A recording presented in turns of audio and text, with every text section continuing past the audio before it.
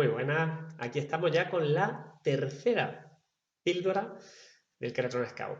La de hoy va a tratar sobre aquella pregunta que se repite una y otra vez después de cada congreso y es: Juan, ¿qué me compro? ¿Cono estrecho o cono ancho? ¿Qué es mejor? Bueno, pues ambos topógrafos nos van a cubrir perfectamente con las necesidades en contactología.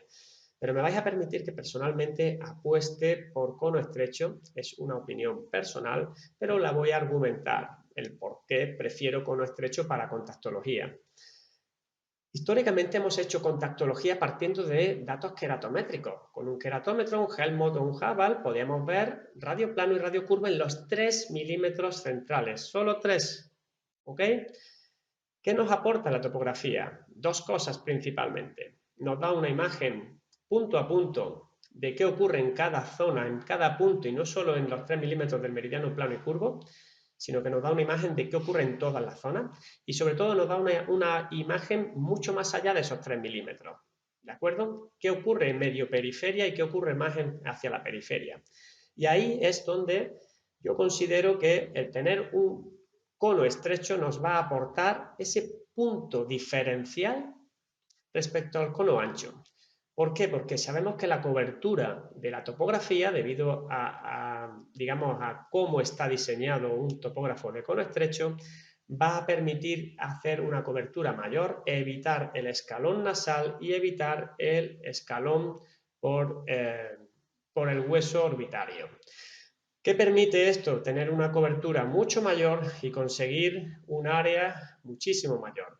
¿Y por qué esto es importante? Pues porque la contactología moderna vamos cada vez teniendo más en cuenta en la adaptación qué ocurre por estas zonas. Especialmente en ortoqueratología es crucial cómo es la periferia, puesto que la principal, digamos, el principal caballo de batalla en ortoqueratología es conseguir un alineamiento correcto en los 360 grados en medio periferia. Y para eso la precisión de esos datos nos va a dar mucha fiabilidad. De ahí que, aunque el cono ancho puede valer perfectamente para cualquier tipo de adaptación, el cono estrecho desde mi punto de vista nos va a dar ese plus. Evidentemente también estará quien diga, y llevan razón, que la repetibilidad de un cono ancho es mayor. Correcto, es más fácil no equivocarse al hacer la toma, que es menos invasiva. El cono estrecho tenemos que acercarlo más y hay cierta facilidad para poder hacer una toma mala. Pero como expliqué en las ediciones anteriores, en las píldoras anteriores, con un pequeño aprendizaje podemos, y tenemos herramientas, el Keratron Piccolo nos ofrece herramientas para eliminar cuáles son malas y cuáles son buenas, qué tomas son más fiables y qué tomas no son fiables. Con lo cual, con un pequeño aprendizaje podemos tomar y eliminar las que no nos gusten y quedarnos con las que nos gusten. Una vez hecho esto, ¿qué ganamos con un cono estrecho? Ganamos una zona de cobertura muchísimo mayor, puesto que, como sabéis, en este caso en un ojo izquierdo, si tuviésemos un cono ancho, probablemente esta zona, ¿vale?